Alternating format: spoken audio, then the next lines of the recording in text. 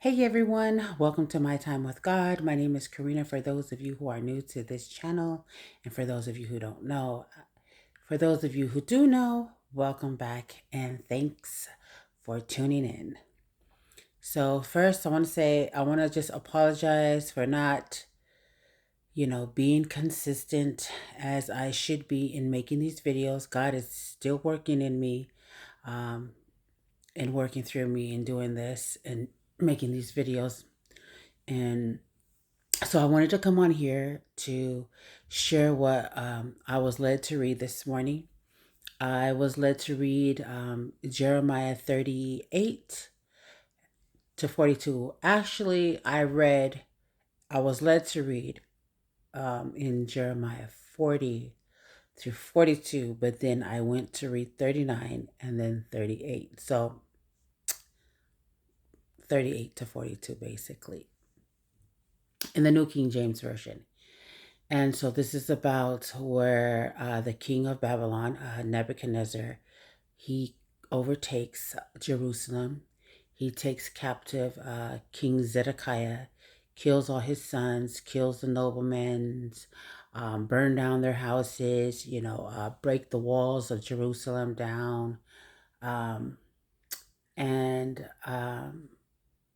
then he his then he has his uh, change of guard named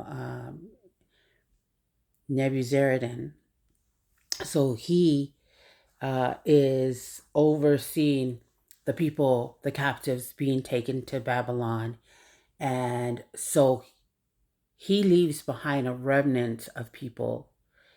And these are supposedly the poor people, or, probably people that they didn't want or feel like they would be any good use or any type of use to them in Babylon. Excuse me. So he leaves them behind and he appoints this man named Jedaliah as the governor over these people. He also gives them lands and vineyards. So um, this goes down because of Zedekiah not listening to the word of God when um, the prophet Jeremiah spoke to him and gave him the word of the Lord about, leaving and going with the Chaldean armies to Babylon, and that everything will be good. You just have to be there for a little bit, and because of his disobedience, this is what took place, even to the point where his eyes were plucked out.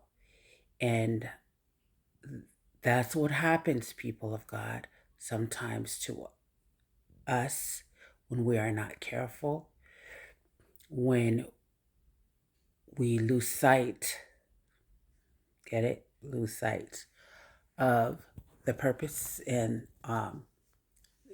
the assignment that God has called us on and to do, or when we are so caught up in ourselves that we are blindsided by the enemy to the point where the enemy takes our vision away, the vision.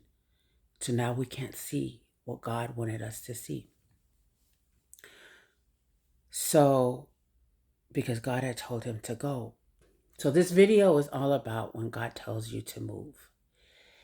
And then later in these chapters, as you read, and hopefully you guys do go and read the story if you haven't already, know the story, feel free to read that. Um, Read the whole book of Jeremiah, but um, specifically this story is what I'm talking about. So later in those chapters, you'll see where this remnant that were left behind in Judah under Governor Jedaliah, there is this man from I want to say like he's like in a royal, he's some type of royal uh, bloodline. His name is Ishmael. He's the son of Nethaniah, and word was told that he wants to kill. He wants to kill Governor Jedediah. So, of course, there was a man that came to Jedediah and said to him that he will go kill Ishmael, on his behalf, And Jedediah was like, I don't even believe that word. Like he gave Ishmael like the benefit of the doubt. I was like, I don't believe it's true. So yeah, we're not gonna kill him. There's no need to kill him. So, to his demise, unfortunately, Ishmael does get a hold of Jedediah and kills him. And then he takes the remnant people that were, left behind. Not only those people, but other Jews who heard that Jedediah became the governor. And so these were Jews that were scattered amongst, and driven out to wherever places. When they heard the word that Jedediah was governor in Judah, they came back. So on top of those people, plus the remnant that was left behind after the people were taken captive to Babylon. So So Ishmael takes these people, and word gets out to this captain of this army. His name is Johanan. So he hears about the evil that Ishmael has done to Jedediah, and he takes his men. They go and they now are going at war. They're battling this out with Ishmael and his men, and Ishmael escapes. So now Johanan is leading the people to wherever there's this, I don't remember the place, but he leads them to this place, and it's next to Bethlehem. But they're trying to journey to Egypt, and then they seek assistance from Prophet Jeremiah, asking him to go petition before to take their petition before the Lord to see what they should do. And whatever the word is that Jeremiah comes back with, whether it's good or bad, they're going to follow, right? So Jeremiah goes, he prays, he goes before the Lord, and 10 days later he comes back and he gives them the word. He was like, you guys need to stay. You stay here. Everything will be good. He will plant them. He will build them up. Everything. But if they decide to go and enter into Egypt, all the things that they were afraid of, of the famine and the pestilence and, being killed, that was going to happen to them once they enter into Egypt. So, with all that being said, when God tells us to move, be obedient. Move. Move. Move. Now, when God tells you to stay, stay. Stay. You know who you are if God told you to stay.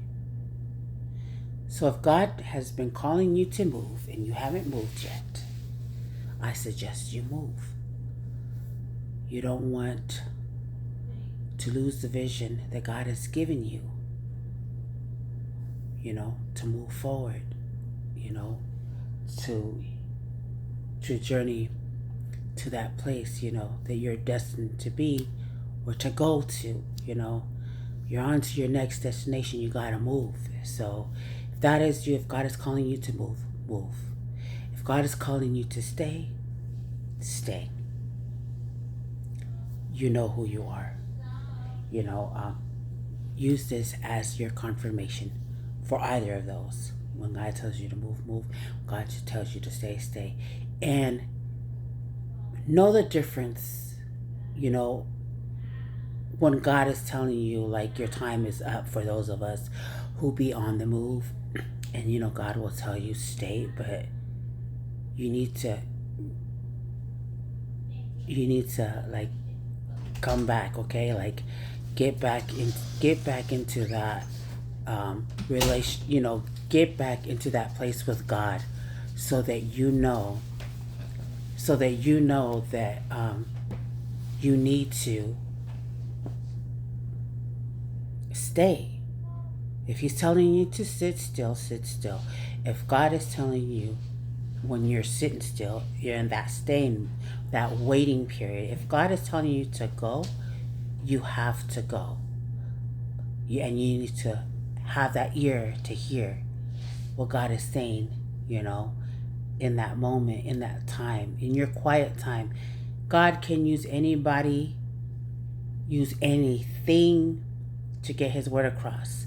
Sometimes it can be a song, sometimes it could be somebody you think is, you know, not of God, but he, you know, you already know in the word, he used a donkey, he can even use a rock to cry out. Like, God will use whatever he needs to use, whomever he needs to use, to get his word across or to you.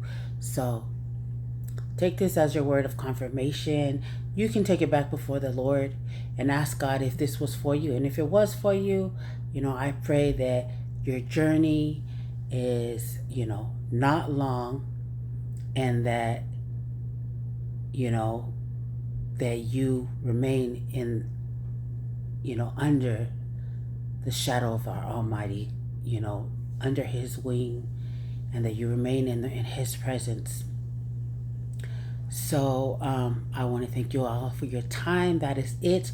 But I will come back to share another video of my testimony about when God told me to move. I mean, he's told me to move plenty of times, but this one is a pretty big one. So again, it was great talking to you guys and seeing you all. You know, stay blessed, be blessed. Until next time. Thanks.